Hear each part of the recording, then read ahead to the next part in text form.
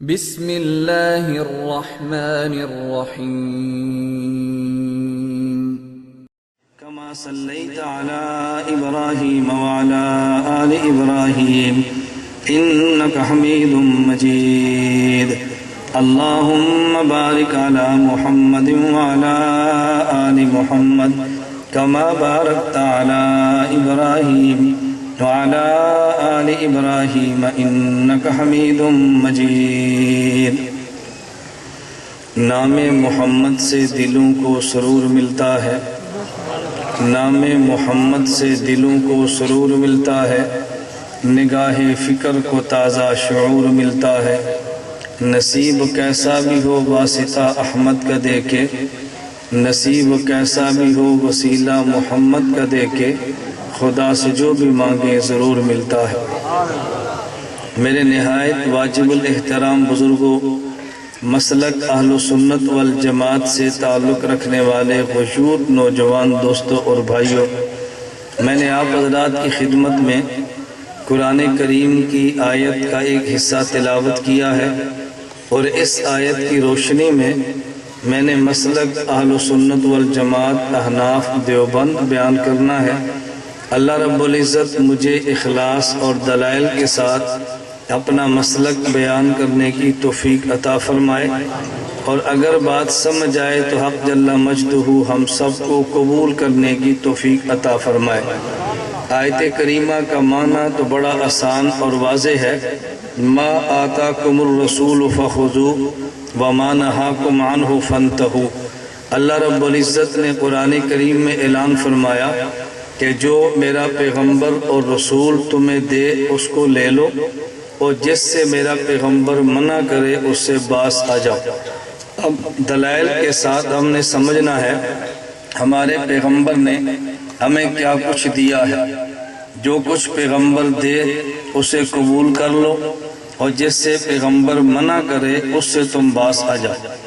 رسول اکرم صلی اللہ علیہ وسلم نے ہمیں کیا کیا چیزیں عطا فرمائی ہیں، میں ساری باتوں کو نہ بیان کر سکتا ہوں، اور نہ ساری باتیں بیان کرنا مجھ جیسے شخص کے بس میں ہے۔ میں صرف دلائل کے ساتھ مسلک پہ بات کروں گا۔ رسول عربی زبان کا لفظ ہے، رسول رسالت سے بنا ہے، اور رسالت کا مطلب ہوتا ہے اللہ سے علم و عمل لینا اور مخلوق کو علم و عمل دینا۔ رسول کے ذمہ دو کام ہیں، نمبر ایک خدا سے علم و عمل لینا اور مخلوق کو علم و عمل دینا، یہ کام ہے رسول کے۔ میں نے علم و عمل کی وضاحت کیوں کی ہے؟ بعض لوگ احادیث کی تلاوت کرتے ہیں اور مطلب غلط بیان کرتے ہیں۔ ایک شخص نے کہا کہ رسول اکرم صلی اللہ علیہ وسلم سب کچھ دیتے ہیں، رزق بھی نبی دیتے ہیں، شفا بھی نبی دیتے ہیں، اور دلیل کیا پیش کی کہ نبی پاک صلی اللہ علیہ وسلم نے فرمایا انما انا قاسم واللہ یعطی، اللہ عطا کرتا ہے اور میں محمد تقسیم کرتا ہوں۔ اس سے پتہ چلا کہ حضور دیتے ہیں۔ میں نے کہا بات کو سمجھو، اللہ کے نبی وہ تقسیم کریں گے جو چیزیں اللہ کے نبی کو دی ہیں، اور جو اللہ اپنے نبی کو چیز عطا نہ کرے وہ نبی تقسیم کرے گا کیسے؟ اگر کوئی شخص کہتا ہے کہ دیکھو اللہ کا نبی اولاد تقسیم کرتا ہے، تو اولاد نبی تقسیم تب کرے گا جب اولاد دینا پیغمبر کے اختیار میں ہوگا۔ پیغمبر کی تو اپنی اولاد حضور کا بیٹا ابراہیم یہ دنیا سے گیا ہے، نبی پاک صلی اللہ علیہ وسلم نے گود میں لیا اور حضور پاک کے آنسو گر رہے ہیں۔ نبی کی باندھی ام ایمن رضی اللہ عنہا پوچھتی ہیں حضور آپ بقیہ کو تو رونے سے منع فرماتے ہیں، خود آپ رو رہے ہیں۔ پیغمبر نے بات سمجھائی کہ ایک ہوتا ہے رونا وہ جسے ہم وین کہتے ہیں، ایک ہوتا ہے رونا وہ جس میں آدمی زور و شور سے جزا فضا کرتا ہے، بے صبری والا، اور ایک ہوتا ہے رونا اولاد کی محبت میں آنسو کا نکل آنا۔ محبت میں آنسو کا نکلنا اور بات ہے، اور بلند آواز سے واویلا کر کے رونا اور بات ہے۔ محبت سے آنسوں کا نکلنا یہ باپ کی محبت اور شفقت کی دلیل ہے، اور زور سے شور کر کے رونا یہ بے صبری کی دلیل ہے۔ ہمیں شریعت نے صبر کی بات کی ہے، اس لیے بے صبرے تو نہیں ہوتے، لیکن حضور نے ایک جملہ فرمایا، اِنَّا بِفِرَاقِكَ لَمَحْزُونُونَ یا ابراہیم، اے ابراہیم تیری جدائی میں ہم سارے غم زدہ ہیں۔ تو اگر اولاد کو دینا اور دنیا میں رکھنا یہ پیغمبر کے اختیار میں ہوتا، پیغمبر اپنی اولاد کو دنیا سے کیوں جانے دیتے؟ نبی کی اولاد کا نبی کی زندگی میں فوت ہو جانا اس بات کی دلیل ہے، یہ اولاد کو دینا یا اولاد کو رکھنا یہ نبی کے اختیار میں نہیں ہے۔ میں بتا یہ رہا تھا، میں نے اس لیے وضاحت کی ہے، علم اور عمل اللہ اپنے نبی کو دیتے ہیں، اور نبی علم اور عمل آگے مخلوق کو دیتے ہیں، اور یہ کام حضرت آدم سے لے کے خاتم الانبیاء محمد عربی صلی اللہ علیہ وسلم تک تمام انبیاء نے کیا ہے۔ خدا سے علم و عمل لیا ہے اور مخلوق کو علم و عمل دیا ہے۔ علم و عمل دے کر مخلوق کو دینا اس کا نام رسالت اور رسول ہے، اس لیے ہمارے نبی کو رسول کہتے ہیں کہ نبی خدا سے علم و عمل لے کے مخلوق کو دیتے ہیں۔ اور میں ایک لفظ اور کہتا ہوں، بعض روایات میں ثابت ہے کہ جس طرح نبی پر لفظ رسول بولا گیا ہے، نبی کے صحابی پر بھی لفظ رسول بولا گیا ہے۔ فرق کیا ہوتا ہے؟ جب نبی پر لفظ رسول آئے اس کا معنی رسول خدا ہوتا ہے، اور جب صحابی پر لفظ رسول آئے اس کا معنی رسول مصطفیٰ ہوتا ہے۔ رسول خدا کا معنی یہ ہے کہ نبی خدا سے علم و عمل لے کے صحابہ کو دیتے ہیں، اور صحابی کے رسول ہونے کا مطلب یہ ہے صحابی مصطفیٰ سے لے کے آگے امت کو دیتے ہیں۔ اس کو میں دو لفظوں میں یوں کہوں گا کہ نبی کو نمائندہ خدا کہتے ہیں اور صحابی کو نمائندہ مصطفیٰ کہتے ہیں۔ نبی کو نمائندہ، اس کا ایک کو بند کرو، اس کو سادہ کرو، نبی کو نمائندہ خدا کہتے ہیں، اب ٹھیک ہے نا؟ نبی کو نمائندہ خدا کہتے ہیں اور صحابی کو نمائندہ مصطفیٰ۔ یہ پوری میری تقریر کا خلاصہ اور عنوان ہے، عنوان ذہن میں رکھ لیں، میں دلائل دینا شروع کرتا ہوں۔ نبی نمائندہ خدا اور صحابی نمائندہ، بولو، نبی نمائندہ خدا اور صحابی نمائندہ مصطفیٰ، نبی رسول خدا اور صحابی رسول مصطفیٰ۔ پہلے اس پہ میں ایک دلیل قرآن سے دیتا ہوں اور ایک دلیل حدیث سے دیتا ہوں، تاکہ پتہ چلے کہ ہماری بنیاد بھی دلائل میں کمزور نہیں ہے۔ نبی کو نمائندہ خدا اور صحابی کو نمائندہ مصطفیٰ، دلیل کیا ہے؟ آپ نے کئی بار سنا اور پڑھا ہے، نبی کریم صلی اللہ علیہ وسلم مدینہ منورہ سے چلے مکہ مکرمہ جا رہے تھے اور عمرے کی نیت سے چلے ہیں، اور راستے میں حدیبیہ کے مقام پہ کفار نے اللہ کے نبی کو روک لیا ہے، ہم تمہیں عمرہ نہیں کرنے دیں گے۔ نبی کریم صلی اللہ علیہ وسلم کی طرف سے حضرت عثمان بن عفان رضی اللہ عنہ حضور کی طرف سے مذاکرات کرنے کے لیے مکہ مکرمہ پہنچے ہیں، اور مکے والوں نے نبی کریم صلی اللہ علیہ وسلم کے نمائندے اور سفیر کو حضرت عثمان کو گرفتار کر لیا، اور مکہ میں مشہور یہ کیا ہے حضرت عثمان کو شہید کر دیا گیا ہے۔ نبی پاک صلی اللہ علیہ وسلم نے صحابہ سے فرمایا کہ دیکھو میرے عثمان کے بارے میں خبر آئی، عثمان کو شہید کر دیا گیا ہے، میں محمد عثمان کا بدلہ لیے بغیر واپس جاؤں گا نہیں، تو تم میرا ساتھ دو گے؟ صحابہ نے ساتھ دینے کا عہد کیا، تو پھر نبی پاک صلی اللہ علیہ وسلم نے ہاتھ بڑھایا کہ تم میرے ہاتھ پر بیعت کرو، ہم عثمان کا انتقام اور بدلہ لیں گے۔ صحابہ نے حضور کے ہاتھ پہ ہاتھ رکھا ہے اور بیعت کی ہے، تو نبی پاک صلی اللہ علیہ وسلم نے اوپر اپنا ہاتھ رکھا اور فرمایا کہ دیکھو یہ ہاتھ میرا نہیں، یہ ہاتھ میرے عثمان کی طرف سے ہے۔ اب دیکھو دو ہاتھ بنے ہیں، نیچے بھی ہاتھ مصطفیٰ کا ہے، اوپر بھی ہاتھ مصطفیٰ کا ہے، لیکن ایک جملہ قرآن کہتا ہے اور ایک جملہ نبی کہتے ہیں، دونوں جملوں کو ذرا توجہ سے سننا۔ قرآن کہتا ہے ان الذین یبایعونک انما یبایعون اللہ، اے محمد جو تیری بیعت کرتا ہے یہ تیری بیعت نہیں میری بیعت کرتا ہے۔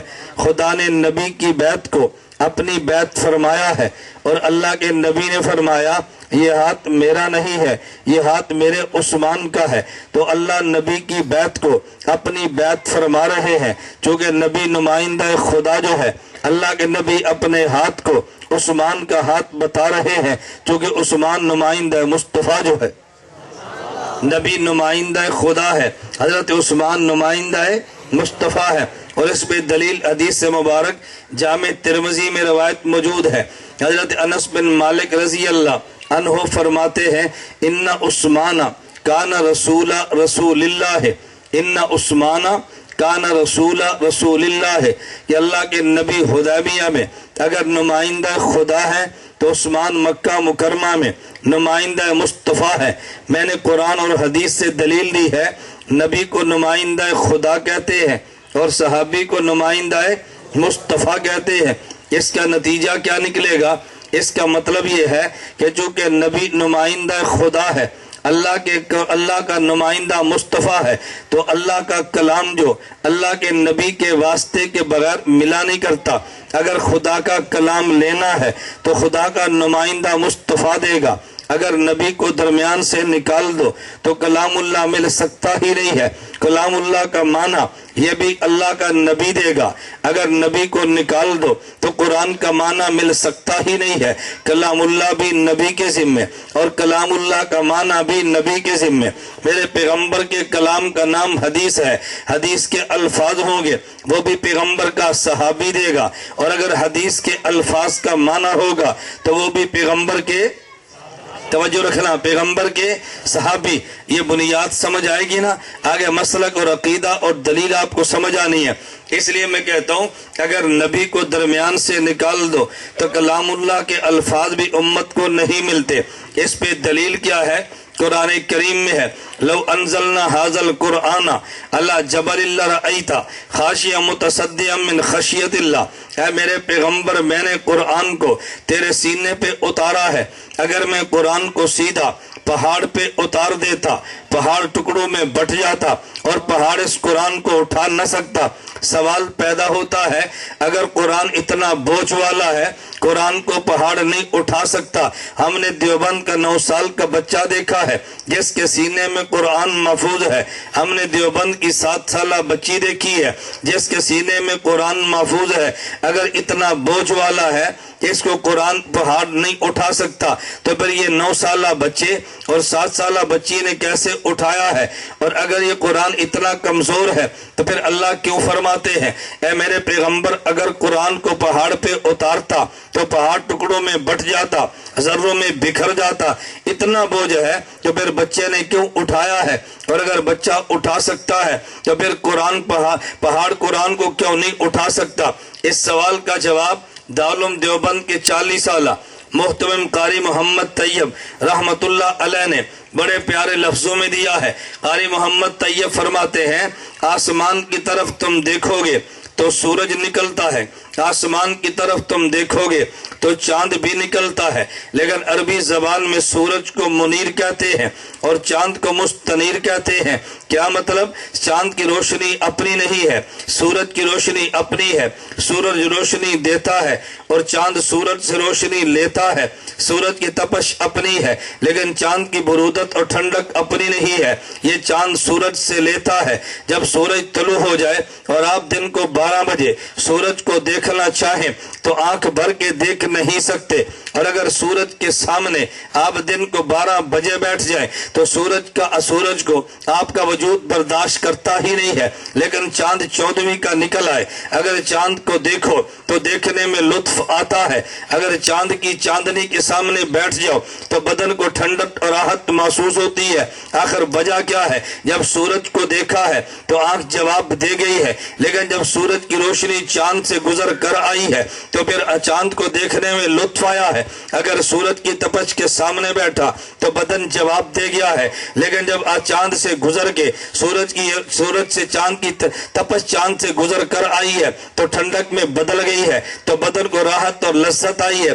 اس کی وجہ یہ ہے کہ سورج جلال والا تھا، اس کی روشنی بھی جلالی ہے، اور جب چاند سے گزری ہے تو چاند کے جمال کی وجہ سے یہ روشنی جو ضیاء تھی یہ نور میں بدل گئی ہے۔ سورج تپش والا جلال والا ہے، اس کی تپش حرارت بھی جلالی ہے۔ جب یہ چاند کے جمال سے گزری ہے تو پھر یہ ٹھنڈک اور برودت میں بدل گئی ہے۔ سورج جلال والا، اس کی روشنی بھی جلالی ہے، سورج جلال والا، اس کی تپش بھی جلالی ہے، آنکھ بھی جواب دے جاتی ہے، بدن بھی ساتھ چھوڑ جاتا ہے۔ لیکن چاند جمال والا ہے، جب سورج کی تپش چاند سے گزرتی ہے تو پھر یہ ٹھنڈک میں بدل جاتی ہے۔ چاند کے جمال کی وجہ سے جب سورج کی روشنی چاند سے گزرتی ہے تو چاند جمال والا ہے، یہ روشنی نور سے بدل گئی ہے، اب دیکھنے میں لطف آیا ہے۔ تو جس طرح سورج جلالی، اس کی روشنی بھی جلالی ہے، آنکھ برداشت نہیں کرتی، سورج جلالی ہے تو تپش بھی جلالی ہے، اس کو وجود برداشت نہیں کرتا،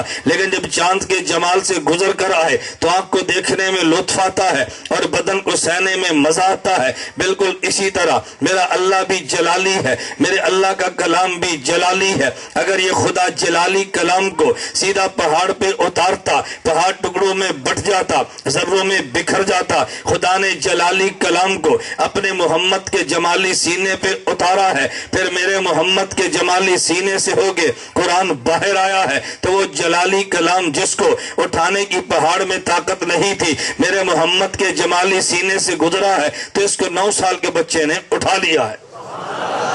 قرآن جلال والا تھا، خدا کا کلام جلالی تھا، ڈائریکٹ آتا تو پہاڑ بھی ٹوٹ جاتا، لیکن حضور کے جمالی سینے سے گزر کر آیا ہے تو میرے پیغمبر کے جمال کی برکت ہے، اس کو 9 سال اور 10 سال کا بچہ بھی اٹھا رہا ہے۔ میرا اللہ جلال والا ہے، توجہ رکھنا، میرا محمد جمال والا ہے۔ خدا کی روشنی ادھر دیکھ تو جلال ہے، میرے پیغمبر کے کلام میں دیکھ تو جمال ہے۔ میں ایک نکتہ پیش کرتا ہوں، آپ نے محسوس کیا ہوگا، آپ قرآن پڑھانے والے قاری کو دیکھیں تو بچہ درسگاہ میں جانے سے ڈرتا ہے، آپ نے کئی بار تجربہ کیا، حفظ میں بھیجو تو بچہ ڈرتا ہے اور قاری کو دیکھ کے دوڑتا ہے، اور اگر بڑا عالم شیخ الحدیث استاد الحدیث ہے تو بچہ بدکتا نہیں ہے، دوڑ کے ادھر جاتا ہے۔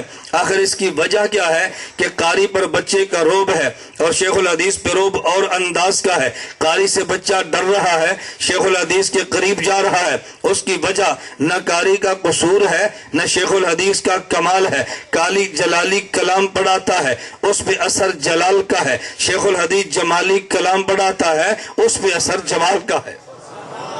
قاری صاحب کلام جلالی پڑھاتے ہیں نا تو ان پہ جلال کا اثر ہے، اور شیخ الحدیث حدیث پڑھاتے ہیں، یہ جمالی پیغمبر کا کمال ہے، کلام ہے، اس پہ جمال کا اثر ہے۔ ہم جلال بھی مانتے ہیں اور جمال بھی مانتے ہیں۔ میری بات توجہ سمجھنا، جلال اور جمال میں کبھی فرق ہوا کرتا ہے۔ ایک نکتہ ذہن میں رکھنا، آپ 5 نمازیں پڑھتے ہیں، میرا اللہ جلال والا ہے، لیکن کبھی کبھی جمال کا ظہور بھی ہوتا ہے۔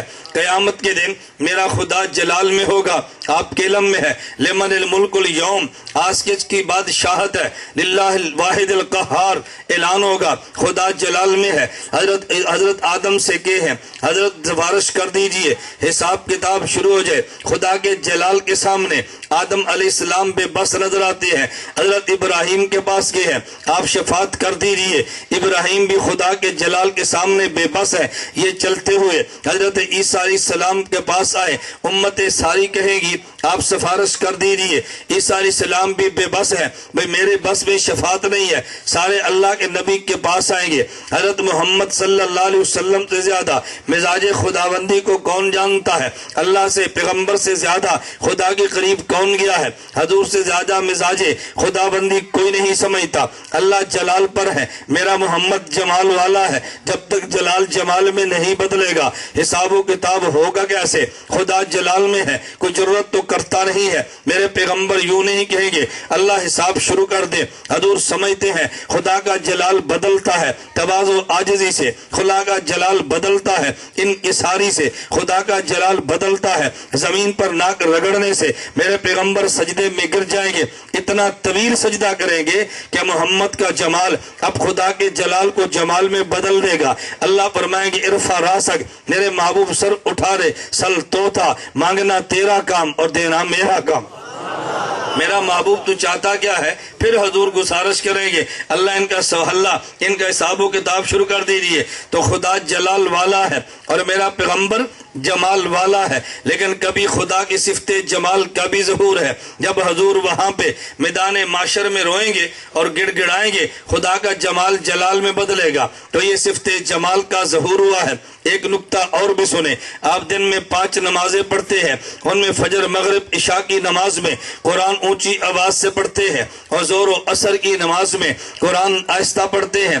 اس کی وجہ کیا ہے؟ فجر مغرب عشاء میں قاری قرآن کی تلاوت اونچی آواز سے کرتا ہے، ظہر عصر کی نماز میں قاری تلاوت آہستہ کرتا ہے۔ اس کی وجہ یہ ہے کہ جب آپ کے گھر میں کوئی بڑا یہ جلال پہ ہو اور بڑا غصے پر ہو تو چھوٹے بچے گھر میں بات نہیں کرتے، ڈرتے ہیں، اگر کریں بھی تو امی کہتی ہے پتر خاموش، ابو بہت غصے میں ہے، بہت خاموش، ابو بہت غصے میں ہے، بات نہیں کرتے۔ اور جب یہی ابو جمال میں آ جائے تو وہی چھوٹا بچہ اپنے باپ کے کندھے پر کودنے لگ جاتا ہے۔ تو جب بڑا جلال کے اندر ہو تو پھر چھوٹے بولنے کی ہمت نہیں کرتے، اور جب بڑا جمال کے اندر آئے تو پھر چھوٹے کھپ بھی ڈال لیا کرتے ہیں۔ میرے خدا کی صفت جلال بھی ہے، خدا کی صفت جمال بھی ہے۔ جب سورج طلوع ہوتا ہے تو صفت جلال کا ظہور ہوتا ہے، اور جب سورج غروب ہوتا ہے تو صفت جمال کا ظہور ہوتا ہے۔ جب سورج نکل گیا اب صفت جلال ہے تو بندہ خدا کے دربار میں جائے اونچی آواز سے تلاوت نہیں کرتا،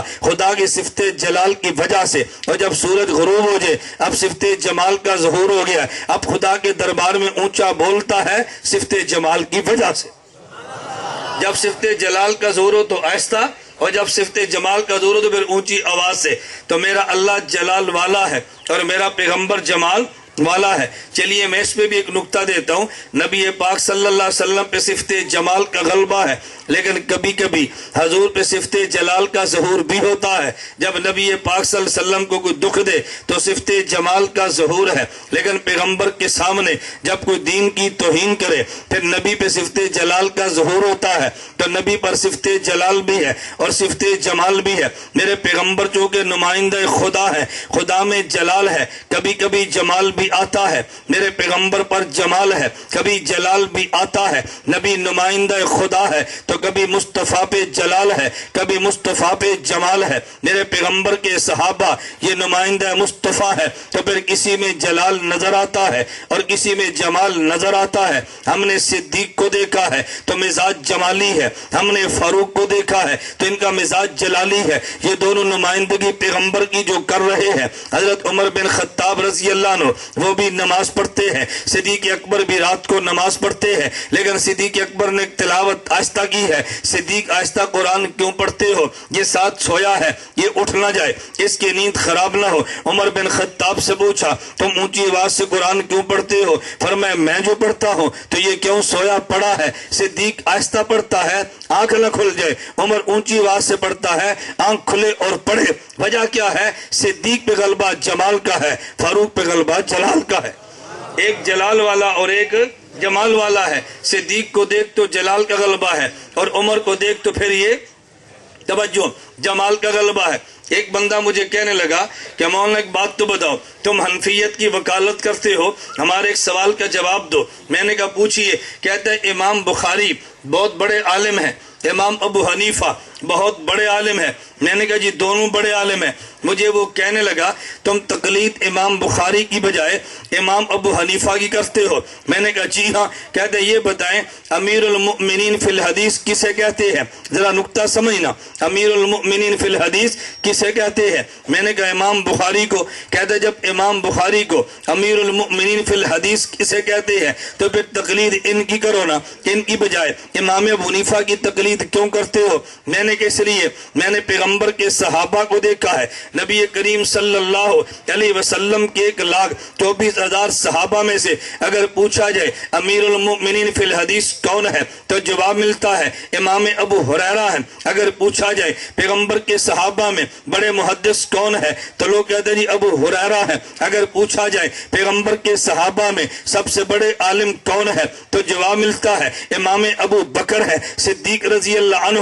اس کا مطلب کیا ہوا کہ جب پوچھا بڑا محدث کون ہے تو جواب ابو ہریرہ ملا ہے, اور جب پوچھا جی بڑا عالم کون ہے تو جواب ابو بکر ملا ہے. میں نے کہ اس کی وجہ کیا ہے, ذرا توجہ رکھنا, لفظوں پہ غور کرنا. ہم نے بعد والوں سے پوچھا, لوگوں سے پوچھا بھئی بڑے محدث کون ہے تو لوگوں نے کہا دیا امام بخاری ہے. پوچھا جی بڑے عالم کون ہے تو کہا جی امام ابو حنیفہ ہے. میں نے کہا جو ان میں ترتیب ہے یہ ترتیب پیغمبر کے صحابہ والی ہے. اگر کوئی شخص دیکھے بڑا محدث کون ہے تو جواب ابو ہریرہ آتا ہے. اگر پوچھا جائے بڑا عالم کون ہے تو جواب امام ابو بکر آتا ہے. امیر المؤمنین فی الحدیث امام ابو ہریرہ کو مانا ہے, لیکن جب امامت اور خلافت کی باری آئی ہے تو پھر صدیق کو مانا ہے. امیر المؤمنین فی الحدیث امام بخاری کو مانا ہے, اور جب امامت تقلید کی باری آئی ہے ہم نے امام ابو حنیفہ کو مانا ہے. یہ مزاج تو صحابہ میں تھا اور ترتیب پیغمبر کے صحابہ والی ہے. کیا جی دونوں میں فرق کیا تھا؟ میں نے کہا فرق سمجھنا, جب کوئی مسئلہ پوچھتا ہے امام ابو بکر سے وہ مسئلہ نبی والا بتاتے ہیں, لیکن قال رسول اللہ کیا کہ نہیں قال ابو بکر کیا کہ بتاتے ہیں. الفاظ کا بیان کرنے سے ڈرتے ہیں کہ الفاظ کی نقل کرنے میں غلطی نہ ہو. ابو ہریرہ رضی اللہ عنہ سے مسئلہ پوچھا جائے مسئلہ نبی والا, لیکن قال رسول اللہ کہہ کے بتاتے ہیں. ان کی خواہش ہے نبی کے لفظ کو نقل کر دیا جائے. ابو ہریرہ پہ غلبہ محبت کا ہے, امام ابو بکر پہ غلبہ خشیت کا ہے, اس پہ غلبہ جمال کا ہے, اس پہ صفت جلال کی وجہ سے روب ہے. ہم نے بعد والوں کو دیکھا امام بخاری سے مسئلہ پوچھو تو قال رسول اللہ کہتے ہیں, چاہتے ہیں لفظ بھی نقل ہو جائے, مزاج ابو ہریرہ ہے. امام ابو حنیفہ کو دیکھا مسئلہ نبی والا بتاتے ہیں, لیکن قال ابو بکر نے کہہ کے بتاتے ہیں یہ مزاج صدیق والا ہے. ابو بکر کا مزاج صدیق والا, امام بخاری کا مزاج ابو ہریرہ والا. ہم نے ابو ہریرہ کو محدث مانا, امام ابو بکر کو امام مانا ہے, اسی طرح امام بخاری کو امیر المؤمنین فی الحدیث مانا, لیکن تقلید امام ابو حنیفہ کی ہے. اس لیے کہ ان کا مزاج جو یہ تھا, میری بات سمجھنا. چلے میں ایک نکتہ اور دیتا ہوں. ادھر امام ابو بکر ہے, ادھر امام ابو حنیفہ. ذرا نکتے پہ توجہ رکھنا. آپ سنیوں سے پوچھو, آپ ابھی پوچھنا شروع کرو, کل پورے مظفر گڑھ میں آپ پوچھو بھئی امام ابو بکر صدیق رضی اللہ عنہ کا نام کیا ہے تو تجھے 95% بندے نہیں بتائیں گے اور 5% بتائیں گے ابو بکر کا نام کیا ہے. پوچھیں گے ابو بکر کا نام کیا ہے, ان کو معلوم نہیں ہے, لیکن ابو بکر کو سارے جانتے ہیں. بالکل اسی طرح اگر پوچھو تم جس امام کے مقلد ہو وہ کون ہے تو سب کہیں گے امام ابو حنیفہ. پوچھو ان کا نام کیا ہے تو 95 کو نہیں آئے گا اور 5 کو نام آئے گا. اس کی وجہ کیا ہے, حضرت ابو بکر کا نام نہیں جانتے, حضرت ابو بکر کو سارے جانتے ہیں.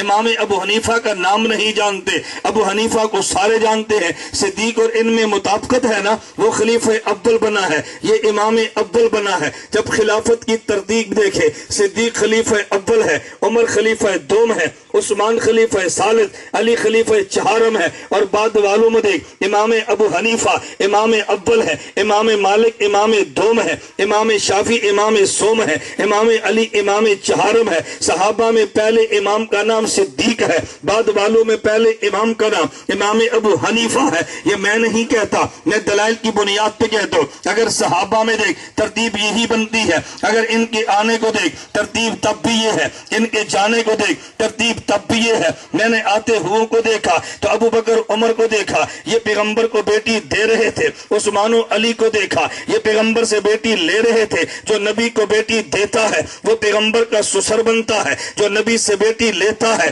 وہ نبی کا داماد بنتا ہے. ارے سسر کو باپ کہتے ہیں, داماد کو بیٹا کہتے ہیں. باپ پہلے ہوتا ہے, بیٹا بعد میں ہوتا ہے. پھر ہم نے دیکھا ابو بکر عمر کو ان کی حیثیت باپ والی ہے، عثمان و علی والی اولاد والی ہے، وہ سسر ہیں یہ داماد ہے، پھر دونوں سسر دیکھے ہیں تو صدیق عمر میں بڑے ہیں، عمر میں چھوٹے ہیں، صدیق پہلے آئے عمر بعد میں آئے، حضرت صدیق کا نمبر 1 بنا ہے، عمر کا نمبر 2 بنا ہے۔ ہم نے عثمان و علی کو دیکھا، حضرت عثمان کی عمر زیادہ ہے، علی کی عمر کم ہے، عثمان داماد دوہرا ہے، علی داماد اکارا ہے، عثمان کا نمبر 3 بنتا ہے، علی کا نمبر 4 بنتا ہے۔ جب آئے ہیں ترتیب تب بھی یہ ہے، جب دنیا سے گئے ہیں ترتیب تب بھی یہ ہے۔ میں نے محمد صلی اللہ علیہ وسلم کو دیکھا ہے، نبی اپنے روزہ میں مدفون ہے، ساتھ دیکھا تو نبی کے ساتھ صدیق ہے جو حضور کے بالکل قریب ہے، اس کے بعد عمر آئے وہ تھوڑے سے دور ہے۔ آپ روزے میں جا کر دیکھیں، پہلے حضور پاک کی وہ جگہ آئے گی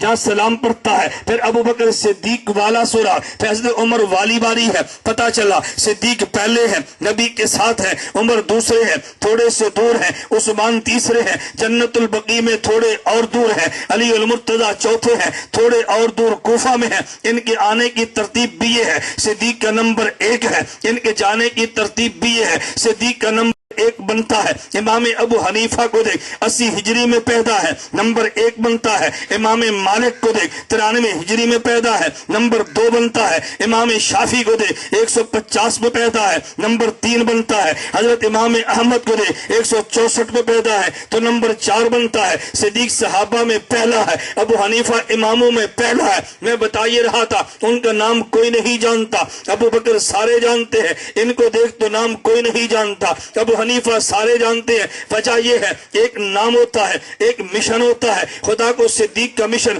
اتنا پسند آیا ہے کہ نام پردہ خفا میں چلا گیا، مشن سارے جانتے ہیں۔ ابو حنیفہ کا ایک نام ہے، ایک مشن ہے، خدا کو مشن اتنا پسند آیا کہ دشمن بھی ابو حنیفہ کو ان کے مشن سے پکارتا ہے اور ان کا نام پردہ خفا میں چلا گیا۔ حضرت ابو عبداللہ ان کا نام ہے، ابو بکر ان کا نام نہیں ہے۔ عربی زبان میں ابو ان کا معنی والا ہے، بکر کا معنی پہل ہے، ابو بکر کا معنی پہل کرنے والا، جیسے ابو ہریرہ ابو ان کا معنی والا ہے، ہریرہ کا معنی بلی کا بچہ ہے، ابو ہریرہ بلی والا ہے۔ ابو تراب کا معنی ابو ان کا معنی والا ہے، تراب کا معنی مٹی ہے، علی المرتضی کا معنی مٹی پہ لیٹنے والا ہے۔ بالکل اسی طرح عبداللہ تو نام ہے، ابو ان کا معنی والا، بکر ان کا معنی پہل ہے، ابو بکر کا معنی پہل کرنے والا۔ میرے پیغمبر نے دین کا اعلان کیا تو جس نے پہل کی ہے اسے صدیق کہتے ہیں۔ میرے نبی نے دولت مانگی ہے، ساری دولت دینے میں پہل کی ہے، اسے صدیق کہتے ہیں۔ نبی نے ہجرت کا ارادہ کیا، جو نبی کے ساتھ پہلے چلا اسے صدیق کہتے ہیں۔ نبی نے کنواری بیٹی مانگی ہے تو جس نے دی اسے صدیق کہتے ہیں۔ جب نبی غار میں گئے ہیں جو پیغمبر سے پہلے گیا اسے صدیق کہتے ہیں۔ نبی بدر میں گئے ہیں تو جس نے پہل کی ہے اسے صدیق کہتے ہیں۔ نبی احد میں گئے ہیں تو جس نے پہل کی ہے اسے صدیق کہتے ہیں۔ نبی دنیا سے گئے ہیں جو پہلے خلیفہ بنا صدیق کہتے ہیں۔ نبی مزار میں گئے ہیں تو جو پہلے گیا اسے صدیق کہتے ہیں۔ نبی قیامت کو اٹھے گے جو پہلے اٹھے گا وہ صدیق ہے۔ نبی جنت میں جائیں گے تو جو پہلے جائے گا وہ صدیق ہے۔ ابو بکر کا معنی پہل کرنے والا، تو پہل کرنا صدیق کا مشن تھا۔ آج لوگ عبداللہ نام نہیں جانتے، صدیق کا مشن جانتے ہیں۔ ابو حنیفہ کا معنی ابو ان کا معنی والا ہے، حنیفہ کا معنی ملت حنیف کو لکھنے والا، ابو حنیفہ کا معنی دین کو لکھ کے دینے والا۔ ابو حنیفہ وہ شخص ہے کہ جس کے بارے امام حاکم نے کہا، صدر الائمہ نے کہا، امام سیوطی نے کہا، ان اول من دون علم الشریعہ ورتبہ ابوابا ولم یسبقہ احد۔ سب سے پہلے نبی کا دین قبول کیا ابو بکر بنا ہے، سب سے پہلے نبی کا دین لکھا ابو حنیفہ بنا ہے۔ وہ لینے میں پہل کرنے والا ہے، یہ لکھنے میں پہل کرنے والا ہے۔ جو لینے میں پہل کرے ابو بکر ہے، جو لکھنے میں پہل کرے ابو حنیفہ ہے۔ آج صدیق کا مشن زندہ ہے، دشمن بھی ابو بکر کہتا ہے۔ ابو حنیفہ کا مشن زندہ ہے، آج دشمن بھی ابو حنیفہ کہتا ہے۔ مشن صدیق کا بھی زندہ رہے گا، ابو حنیفہ کا مشن بھی زندہ اور زندہ رہے گا، زندہ رہے گا انشاءاللہ۔ میں کہتا ہوں ابو بکر یہ مشن ہے اور ابو حنیفہ یہ निशन तवज्जो, मैं जो नुक्ता देने लगा था शायद आपके ज़हन में है या नहीं, मैं ये बता रहा था कि सिद्दीक़ अकबर को देख तो खलीफा अव्वल बनते हैं, इमाम अबू हनीफा को देख तो खलीफा ये इमाम अव्वल बनते हैं। तवज्जो, मैं एक बात कहने लगा, एक शख्स मुझे कहने लगा और ये जिस इमाम को तुमने माना ये इमाम तो कूफा में पैदा हुआ, ये मक्का मदीना में क्यों नहीं है? मैंने कहा इसको कूफा में पैदा होना चाहिए था, मक्का और मदीना में नहीं। मुझे कहते हैं वो क्यों नहीं? मैंने कहा इसलिए, मेरी बात को जरा समझना, मैंने कहा इसलिए मेरे नबी के जानशीन इमाम अबू बकर वो मक्का से मदीना है, उनके जानशीन उमर बिन खत्ताब वो मदीना है, उनके जानशीन उस्मान बिन अफ़ान वो मदीना है, उनके जानशीन हजरत अली बिन अबी तालिब वो मदीना में नहीं बल्कि मदीना से कूफा में है। तो जब दो मुकर्रर तकरीर करे, एक मुकर्रर कहता है भाई जहां से उन्होंने बात खत्म की है ना मैं वहां से कहते हैं ना वहां से शुरू करता हूँ। जब कोई बेटा लीडर बने वो कहते हैं जो मंसूबे मेरे बाप ने छोड़े थे ना जहां पर बाप ने खत्म किया मैं वहां से शुरू करता हूँ। मैं कहता हूँ अली अल मुर्तज़ा ये खिलाफत के तरतीब में आखिरी है, जब बाद में इमामत चली है अबू हनीफा इमाम अव्वल है, तो फिर मैं यूं कहूंगा कि जहां से अली ने काम छोड़ के दुनिया से गए हैं सिद्दीक ने वहां से काम शुरू किया है। अली अल मुर्तज़ा ने जहां पे काम छोड़ के दुनिया से गए वो कूफा है, तो जहां से फिर से अबू बकर ने हजरत अबू हनीफा ने शुरू करना था वो कूफा ही होना चाहिए था ना। खलीफा राबे वो कूफा में शहीद होता है तो इमाम अव्वल कूफा में पैदा होता है। कूफा अली की जाए शहादत है, अबू हनीफा की जाए विलादत है। इधर से खत्म तो उधर से शुरू होगा ना। अब मक्का क्या ऊंचा क्यों जाएंगे भाई, कूफा में ही ठहरेंगे। अल्लाह में बात समझने की तौफीक अता फरमाए। मुझे एक शख्स कहता है तुम कूफा की बात बड़ी करते हो, मैंने कहा जी हाँ। मुझे कहते हैं क्यों? मैंने कहा हदीस में है, तवज्जो रखना, हदीस में है। मुझे कहते वो कैसे? मैंने कहा बात को समझो। नबी पाक सल्लल्लाहु अलैहि वसल्लम ने फरमाया आना मदीनतुल इल्म बालियुन बाबुहा, मैं मोहम्मद शहर इल्म हूँ, अली शहर इल्म का दरवाज़ा है। शहर इल्म मदीना में, शहर इल्म का दरवाज़ा कूफा में।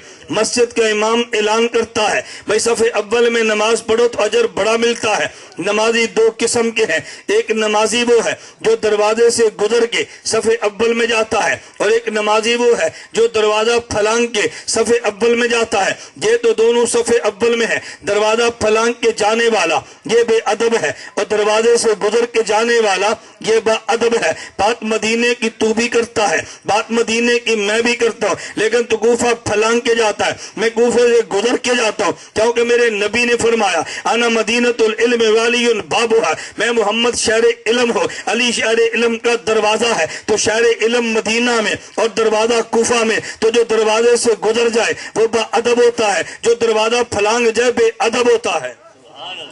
दरवाजे से गुजर जाए तो बाअदब होता है, दरवाजा फलांग जाए तो फिर वो बेअदब होता है। हम बेअदब नहीं है, बाअदब है। और ये मौक़िफ़ मेरा नहीं है, इमाम बुखारी का है। अगर मुझे नहीं मानता चलो इमाम बुखारी को तो मान लेना, इमाम बुखारी को मान ले। तू कहेगा इमाम बुखारी का मौक़िफ़ कैसा है? इब्न हजर अस्क़लानी रहमतुल्लाह अलैह ने बुखारी की शरह फतहुल बारी लिखी है, इसका मुकद्दमा लिखा है और उस मुकद्दमे के अंदर इमाम बुखारी के हालात लिखे हैं, इमाम बुखारी के जुमला नकल किया है। इमाम बुखारी फरमाते हैं कि जब मैं इल्म पढ़ने के लिए मैं जजीरा गया, इल्म पढ़ने के लिए मिस्र और शाम गया, इल्म पढ़ने के लिए मैं हिजाज गया, इल्म हासिल करने के लिए मैं कूफा गया। अब इमाम बुखारी के जुमले सुनना, इमाम बुखारी फरमाने लगे मैं असूल इल्म के लिए जजीरा एक बार गया हूँ, मैं असूल इल्म के लिए। इमाम बुखारी फरमाते मैं शाम और मिस्र में 2 बार गया हूँ मैं इल्म को सीखने के लिए। इमाम बुखारी फरमाते हिजाज में 6 साल तक ठहरा हूँ, लेकिन जब बारी आई ना कूफा की,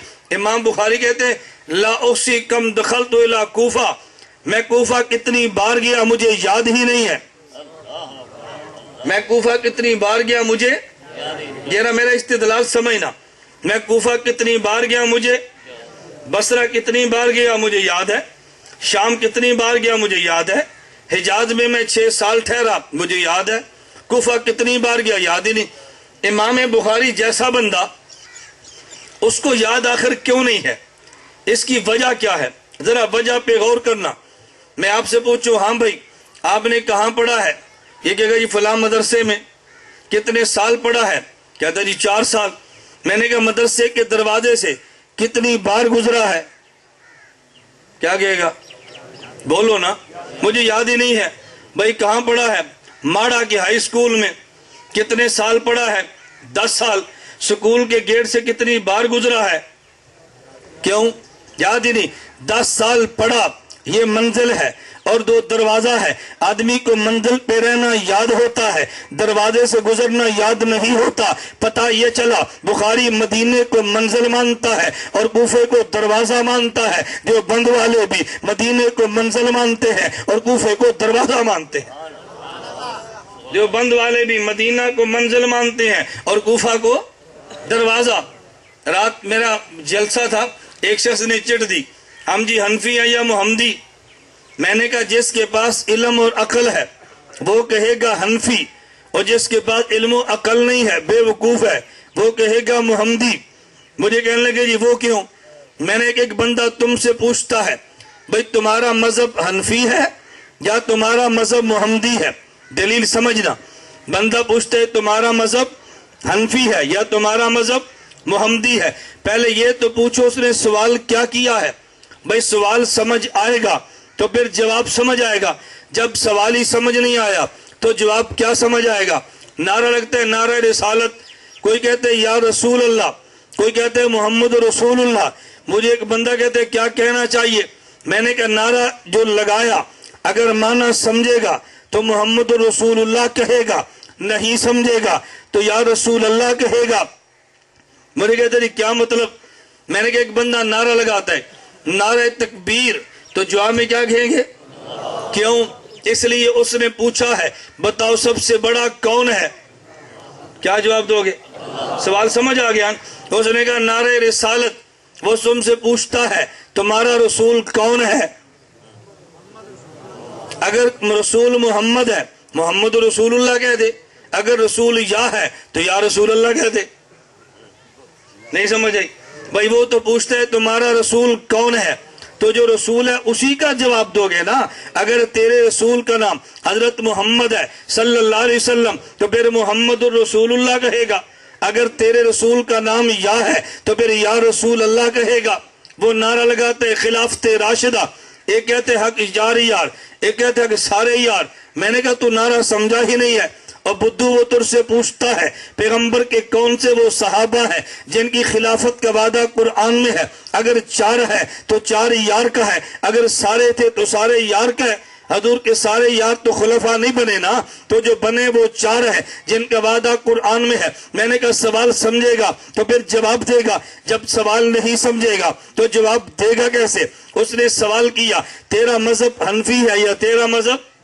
پہلے سوال سمجھنا بھئی تیرا مذہب حنفی یا تیرا مذہب محمدی. اس نے سوال تر سے پوچھا گیا ہے، پہلے سوال سمجھنا. مذہب عربی زبان کا لفظ ہے، عربی زبان میں مذہب کا معنی ہوتا ہے راستہ. مذہب کا معنی کیا ہے؟ بولو کیا معنی ہے؟ 2 لفظ. نمبر 1 مذہب، نمبر 2 منزل.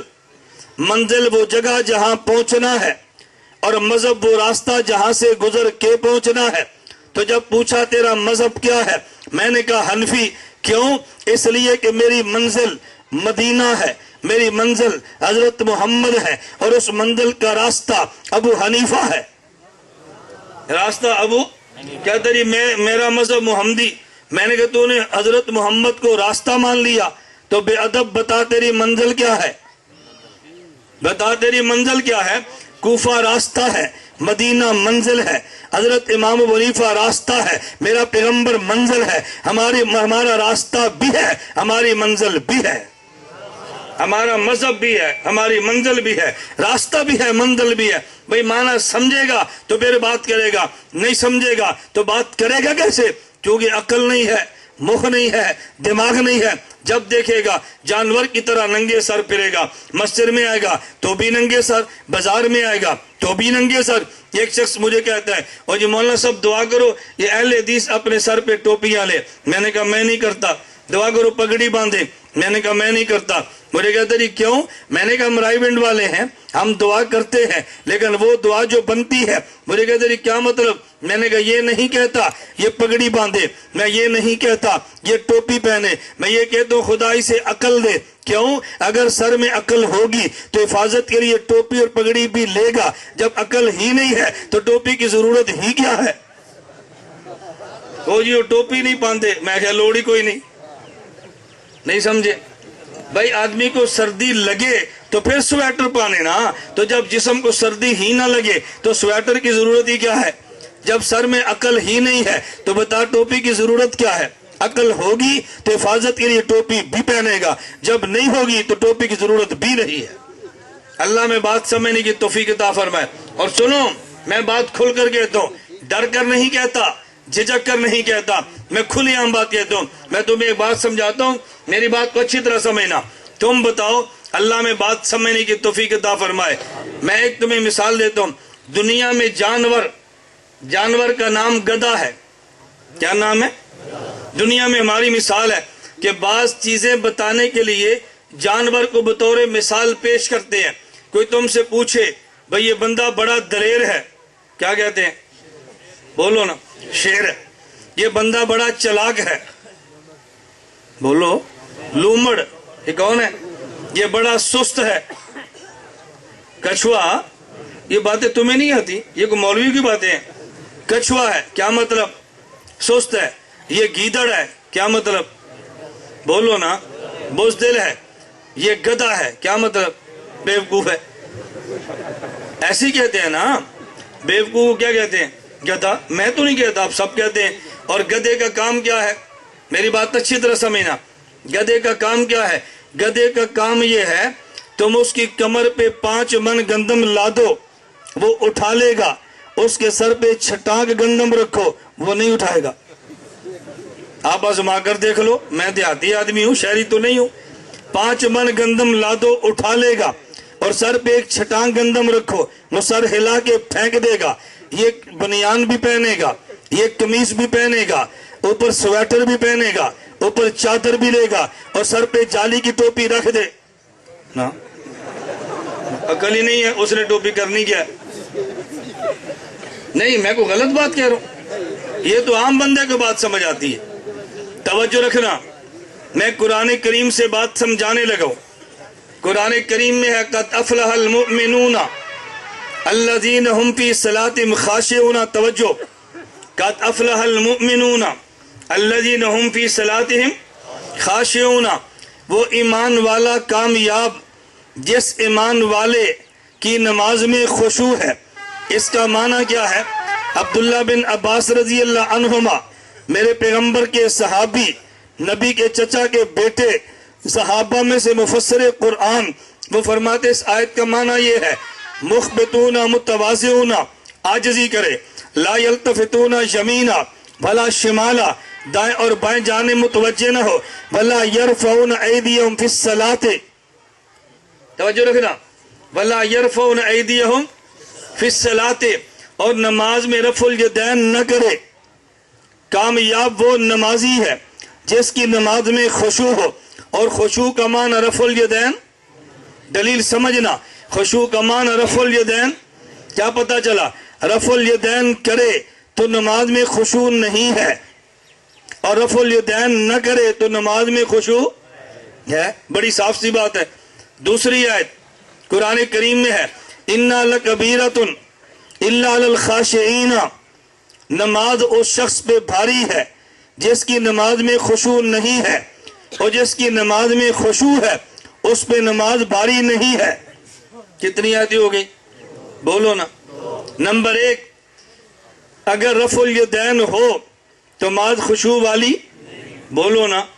رفع الیدین نہ ہو تو نماز، ایک بات سمجھ آگئی؟ پارہ نمبر 18 آیت نمبر 2 ابن عباس کی تفسیر ہے، میں حوالے دے رہا ہوں۔ دوسری آیت، اِنَّا لَكَبِيرَةٌ إِلَّا عَلَى الْخَاشِعِينَ۔ اگر نماز میں خشوع نہ ہو تو نماز، بولو، بھاری، اور خشوع ہو تو نماز۔ اب ذرا دونوں آیتوں کو ملاؤ۔ اگر رفع الیدین ہو تو خشوع نہیں ہے تو نماز بھاری، رفع الیدین کرے تو خشوع نہیں ہے تو نماز۔ پتہ چلا جو نماز میں رفع الیدین کرتا ہے اس کی نماز میں چونکہ خشوع نہیں تو نماز اس کی بھاری ہے۔ جو رفع الیدین نہیں کرتا اس کی نماز چونکہ خشوع والی ہے، لہذا اس کی نماز بھاری بھی نہیں۔ توجہ رکھنا، یہ بات سمجھ آ گئی؟ رفع الیدین کرے تو نماز بھاری یا ہلکی؟ بولو نا۔ آپ نے کبھی گدھا دیکھا؟ پینڈو بندے ہو، کدی نہیں دیکھا؟ گدھے کی ایک عادت ہے. عادت کیا ہے؟ گدھا ٹھیک ٹھاک کھڑا ہوگا، اس کی ٹانگیں بالکل ٹھیک ہوگی، اور جو ہی اس پہ بوجھ پڑے تو ٹانگیں کھل جاتی ہیں. ایسے ہے یا نہیں؟ گدھا ٹھیک ٹھاک کھڑا ہوگا اور جب اس پہ بوجھ پڑے تو ٹانگیں چوڑی کرتا ہے کہ نہیں؟ اور جب گندم اٹھا لو تو پھر بولنا. گدھے پر بوجھ پڑے تو ٹانگ کھل جاتی ہے، بوجھ اٹھ جائے تو ٹانگ سمٹ جاتی ہے. چونکہ رفع الیدین کی نماز خشوع والی نہیں ہے. رفع الیدین کیا، بوجھ پڑا،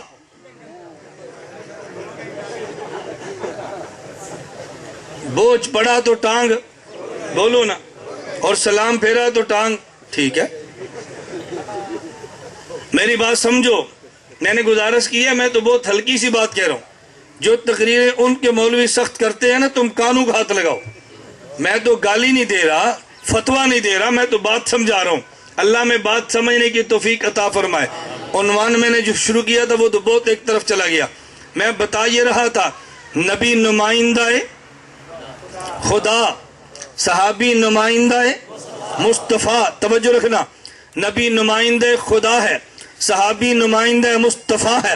میں کہتا ہوں اگر نبی نہ ہو خدا کا کلام نہیں ملتا، اگر نبی نہ ہو تو کلام کا معنی بھی نہیں ملتا. دیوبند والے کہتے ہیں خدا کا کلام بھی نبی سے لیں گے اور خدا کے کلام کا معنی بھی نبی سے لیں گے. مرزا قادیانی کہتا تھا نانا میں خدا کا کلام تو نبی سے، معنی قادیان سے. غلام احمد پرویز نے کہا نہیں بھئی لفظ تو نبی سے، معنی لاہور سے. ذاکر نائک نے کہا بھئی لفظ تو نبی سے اور معنی بمبئی سے. ادھر مماتیت نے کہا کہ لفظ تو قرآن کا نبی سے اور معنی گجرات اور پنج پیر سے. دیوبند والے کہتے ہیں خدا کے کلام کے الفاظ بھی نبی سے اور کلام کا معنی بھی، بول کلام کا معنی بھی نبی سے.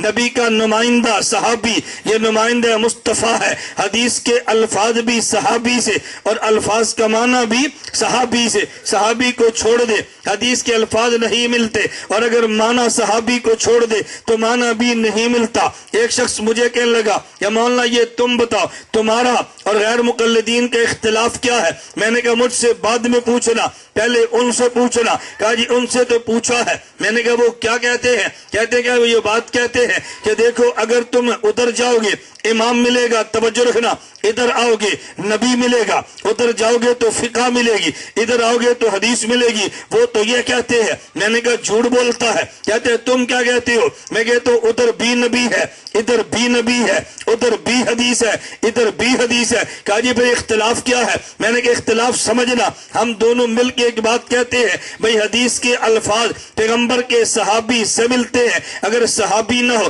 تو نبی کے الفاظ نہیں ملتے. جھگڑا صرف اتنا ہے. دیوبند والے کہتے ہیں نبی کی حدیث کے الفاظ بھی صحابی دے گا اور حدیث کے الفاظ کا معنی بھی صحابی دے گا. وہ کہتے ہیں نہیں الفاظ تو صحابی دے گا لیکن لفظ کا معنی صحابی نہیں وہابی دے گا. فرق اتنا ہے. ہم کہتے ہیں الفاظ بھی پیغمبر کے صحابہ دیں گے اور معنی بھی پیغمبر کے صحابہ دیں گے. وہ کہتے ہیں لفظ صحابہ دیں گے اور معنی وہابہ دیں گے. لفظ صحابی سے لے، معنی صحابی سے لے. مسلک دیوبند بنتا ہے، مسلک میرا بنتا ہے. لفظ صحابی سے لے، معنی وہابی سے لے، مسلک اس کا بنتا ہے. کہا جی مثال دیجئے. میں نے کہا بخاری کی روایت جو وہ پیش کرتا ہے امام کے پیچھے فاتحہ پڑھتے ہو؟ میں نے کہا نہیں پڑھتا. کہا جی ہم تو پڑھتے ہیں. میں نے کہا شوق سے پڑھو، بات تو دلیل کی ہے. کہتے ہیں میرے پاس دلیل بخاری کی روایت ہے. میں نے کہا پڑھو بخاری کی روایت. کہتے ہیں نبی پاک صلی اللہ علیہ وسلم نے فرمایا لا صلاۃ لمن لم یقرأ بفاتحۃ الکتاب، جو بندہ فاتحہ نہیں پڑھتا اس کی نماز نہیں ہے. مانتے ہو؟ میں نے کہا میں بالکل مانتا ہوں. کلام پر اعتراض ہے؟ میں نے کہا کوئی اعتراض نہیں ہے. کوئی سند پہ اعتراض ہے؟ میں نے کہا کچھ اعتراض نہیں ہے. حدیث ضعیف ہے؟ میں نے کہا بالکل صحیح ہے. پھر مانتے کیوں نہیں؟ میں نے کہا میں مانتا ہوں تو نہیں مانتا. مجھے کہتا ہے جی وہ کیسے؟ میں نے کہا جو پیغمبر نے فرمایا لا صلاۃ لمن لم یقرأ بفاتحۃ الکتاب، جو فاتحہ نہ پڑھے اس کی نماز نہیں ہوتی.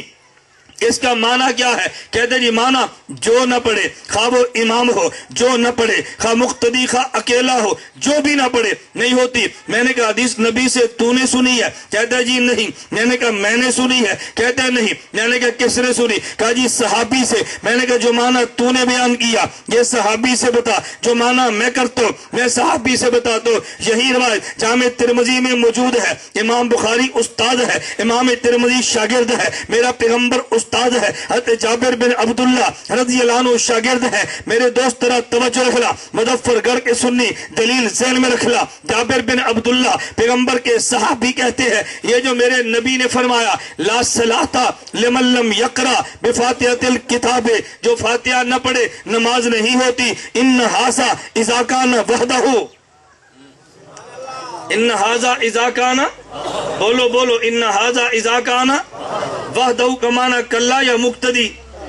بولو نا، اکیلا یا مقتدی؟ صحابی کہتا ہے کہ یہ حدیث اکیلے کے لیے ہے، تو کہتے ہیں مقتدی کے لیے ہے، تو میں معنی تیرا نہیں مانتا، تجھے وہاں بھی کہتے ہیں، میں معنی جابر کا مانتا ہوں جسے صحابی کہتے ہیں۔ لفظ بھی صحابی دے، معنی بھی صحابی دے، تو امام کے پیچھے فاتحہ نہیں ہے، لفظ صحابی دے گے، معنی وہابی دے، تو پھر امام کے پیچھے فاتحہ ہے، تجھے معنی وہابی کا مبارک، دیوبند والوں کو معنی صحابی کا مبارک۔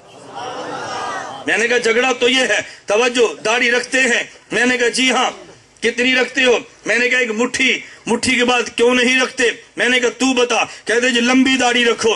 میں نے کہا کہاں لکھا ہے؟ کہتے ہیں بخاری میں۔ میں نے کہا روایت پڑھ۔ کہتے ہیں نبی پاک صلی اللہ علیہ وسلم نے فرمایا خالف المشرکین وفر اللہ واف الشوارب، مشرکین کی مخالفت کرو، داڑھی بڑھایا کرو، مونچھیں کٹایا کرو۔ میں نے کہا اس کا معنی کیا ہے؟ کہتے ہیں جتنی بڑھ سکتی ہے بڑھاؤ۔ میں نے کہا حدیث تو نے سنی ہے؟ کہا جی نہیں۔ میں نے کہا میں نے سنی ہے؟ کہا نہیں۔ میں نے کہا کس نے سنی ہے؟ کہا جی پیغمبر کے صحابی نے۔ میں نے کہا چل معنی صحابی سے تو لے لے، مسلک تیرا سچا ہے، معنی میں تو مسلک میرا سچا ہے۔ اٹھا بخاری کو، صحیح بخاری جلد نمبر 2 کتاب اللباس باب تقلیم الاظفار، حضرت امام بخاری نے یہ روایت نقل کی ہے۔ نبی پاک صلی اللہ علیہ وسلم نے فرمایا خالف المشرکین، مشرکین کی مخالفت کرو، وفر اللہ واف الشوارب، داڑھی بڑھاؤ اور مونچھیں کٹاؤ۔ اس کے متصل بعد حضرت امام بخاری عبداللہ بن عمر صحابی سے معنی لایا ہے۔ حضرت امام بخاری فرماتے وکان ابن عمر اذا حج اب تمرا قبض اللہ لحیتی فما فضل اخذہ۔ جو صحابی نبی کے الفاظ دیتے ہیں وہ معنی یہ دیتے عبداللہ بن عمر جب مکہ سے مدینہ سے مکہ جاتے، حج عمرے سے فارغ ہوتے، اپنی داڑھی کو مٹھی میں لیتے، جو داڑھی کے مٹھی سے بال بڑھ جاتے وہ تراش دیتے۔ میں نے لفظ بھی صحابی سے معنی بھی صحابی سے لیا ہے، لفظ صحابی سے معنی صحابی سے تو داڑھی مٹھی بنتی ہے، لفظ صحابی سے معنی وہابی سے تو داڑھی ناف کے نیچے تک جاتی ہے۔ تجھے وہابہ مبارک، مجھے صحابہ مبارک۔ تجھے وہابہ مبارک، ہمیں نبی نمائندہ خدا ہے، صحابی نمائندہ، بولو صحابی نمائندہ۔ اللہ کے کلام کے لفظ کون دے گا؟ نبی۔ کلام کا معنی نبی، حدیث کے لفظ بھی صحابی دے گا اور معنی بھی صحابی دے گا۔ دیوبند والے نبی کو نمائندہ خدا مانتے ہیں اور صحابی کو نمائندہ مصطفیٰ مانتے ہیں۔ میں آخری نکتہ سنا کے بات ختم کرتا ہوں، ساتھ تجھے نکتے بھی تو دو نا، نکتہ سن۔ انبیاء کی تعداد کتنی؟ بولو نا کتنی؟ صحابہ کی کیوں سننا؟ میں تیرا خطیب نہیں، تیرا وکیل ہوں۔ خطیب صرف اتنا کہے گا انبیاء بھی 1,24,000، صحابہ بھی 1,24,000۔ وکیل کہتے ہیں کیوں؟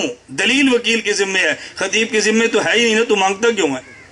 مجھے ایک ساتھی کہہ رہے ہیں میں تبلیغی جماعت سے بڑی دلیل منگی نہیں دیں دے۔ میں کہا انہوں نے کام ہی نہیں، انہوں نے کم فضائل، میرے کم دلائل، فضائل ان سے لے دلائل ہم سے لے۔ بات ٹھیک ہے غلط ہے؟ بات سمجھو۔ امت کے ذمے، ہمارے ذمے 2 کام ہیں، امت کو ایمان و عمال پہ لانا، امت کا ایمان و عمال بچانا۔ ایمان عمال پہ امت آتی ہے فضائل سے اور بچاتی ہے دلائل سے۔ تبلیغی جماعت لاتی ہے، ہم بچاتے ہیں۔ فضائل سے امت ایمان پہ آتی ہے، دلائل سے ایمان بچتا ہے۔ فضائل ان کے ذمے، دلائل ہمارے ذمے۔ گال ٹھیک ہے؟ نکتہ سمجھنا۔ انبیاء کی تعداد بولو نا، صحابہ کی کیوں؟ توجہ، کیوں کا جواب سننا۔